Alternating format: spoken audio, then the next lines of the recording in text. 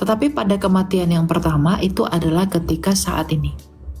Tubuh dan daging kita berpisah, itu kematian pertama. Kematian yang kedua itu adalah lautan api.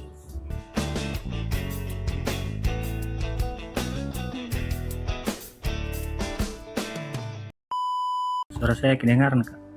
Ada. Silakan brother, mau tanya apa? Ini Kak yang mau saya tanyakan, pendapat dari Kak Elia. Kan saya juga Kristen Protestan tentang ini Kak, kematian. Kan kalau kita melihat di kitab Injil Lukas tentang bagaimana Lukas ini menggambarkan keadaan setelah kematian tentang orang kaya dan Lazarus. Kemudian saya bandingkan di kitab Yohanes, Kak, Injil Yohanes, dan di kitab Wahyu. Injil Yohanes dan kitab Wahyu ini sama-sama kayak melihat bahwa setelah kematian itu ada kedua kematian, Kak, begitu. Kematian pertama dan kemudian ada kematian kedua. Lalu kayaknya Lukas lebih kepada kayak menggambarkan suasana kematian itu setelah kematian itu kita telah sampai kepada Bapa, Kak. Kayak bagaimana penjelasan itu? Iya, bahwa memang untuk sampai kepada Bapa itu harus melalui Kristus. Tetapi pada kematian yang pertama itu adalah ketika saat ini. Tubuh dan daging kita berpisah, itu kematian pertama. Kematian yang kedua itu adalah lautan api.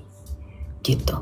Dan pada Lukas 16 itu, kisah orang kaya dan Lazarus itu masih di kematian yang pertama.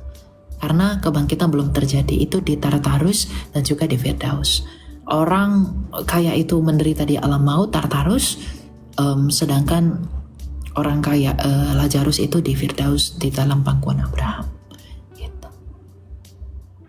Berarti Kak, setelah kematian pertama itu kan banyak orang yang mendefinisikan bahwa setelah kita mati itu menurut pandangan iman Kristen kita mati ya itu langsung ke surga, kan itu? Oh tidak, kita ke tempat penantian dulu. Iya. Firdaus. Oh berarti ke tempat penantian untuk menantikan kedatangan Yesus, lalu kita dibangkitkan, lalu ini. Lalu kita ke langit bumi baru setelah itu. Iya. Iya. Ada lagi yang mau kamu tanya, brother? Itu aja. Terima kasih. Oke, thank you ya. God bless ya.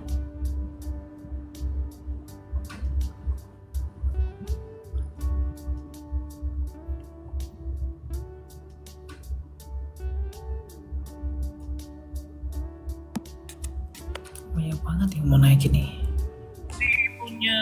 Silakan Sof. Selamat malam. Musiknya dimatiin dulu. Halo, Ya, silakan. Mau tanya apa? saya mau bertanya, pada saat kemunculan gereja Protestan, pada saat itu alasannya apa saja ya, dan pada zaman sekarang ini apakah yang tidak disetujui oleh Martin Luther waktu itu masih ada? Iya, kenapa ada gereja Protestan? Itu datang dari protesnya Luther dengan memakukan 95 dalilnya terhadap kesalahan gereja Katolik pada waktu itu. Ya, memang pada waktu itu kan kalau kita belajar dalam sejarah, tidak mungkin ada sebab, tidak mungkin tanpa akibat, tanpa sebab. Jadi Luther itu memprotes gereja pada saat itu karena dia melihat gereja dalam keadaan yang sudah menyimpang. Lalu dia melakukan aksinya bahwa dia tidak setuju kepada Luther, kepada gereja. Dan gereja saat itu mungkin meresponi Luther itu dengan tidak baik, sehingga pada akhirnya Luther tetap pada posisinya, yang kemudian membuat Luther diekskomunikasi. Ya, dan kemudian Luther dan para pengikutnya yang setuju dengan Luther itu menyebut dirinya sebagai orang-orang Protestan. apakah ada kemungkinan gereja Protestan akan kembali bersatu dengan gereja Katolik? Saya tidak tahu dan sepertinya itu tidak akan. Gitu. Apa yang menyebabkan itu tidak terjadi ya? Menurut pendapat Bang Elia, apa yang menyebabkan itu tidak mungkin terjadi ya?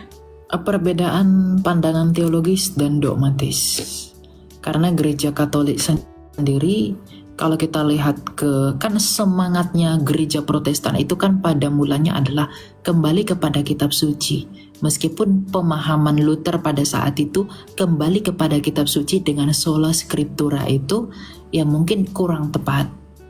Ya, dalam pengertian bahwa ya dia karena waktu itu mungkin menggebu-gebu dengan gereja Katolik sehingga memandang gereja Katolik itu salah total semua begitu. Nah, itu adalah biasnya Luther. Itu cara dia memandang dia itu salah gitu. Tetapi pada akhirnya Luther kan mengatakan bahwa karena dia punya kesan yang buruk terhadap gereja Katolik, maka dia mengatakan gereja Timur, dalam hal ini gereja Ortodoks, adalah gereja yang tidak tercemar. Jadi iman yang mula-mula itu ada di gereja Ortodoks begitu. Nah, jadi apa yang menyebabkan itu berpisah, tidak mungkin bisa bersatu? Yang pertama itu karena adanya perbedaan dogma teologis. Karena kalau sekian kita kalau kita melihat rujukan Luther dalam hal ini adalah gereja Ortodoks sendiri punya pandangan yang berbeda dengan gereja Katolik Roma. Ya, sehingga hal itu akan mempersulit orang-orang Protestan yang notabene melihat iman yang mula-mula ada pada gereja Ortodoks untuk kembali kepada gereja Katolik, mengingat yang melatar belakangi gereja Protestan melakukan protes kepada gereja Katolik pada masa itu. Dan memang ada dogma-dogma di dalam gereja Katolik di masa Luther yang sampai sekarang tetap dipertahankan. Gitu. Oke, terima kasih jawabannya, Bang. Ya, oke.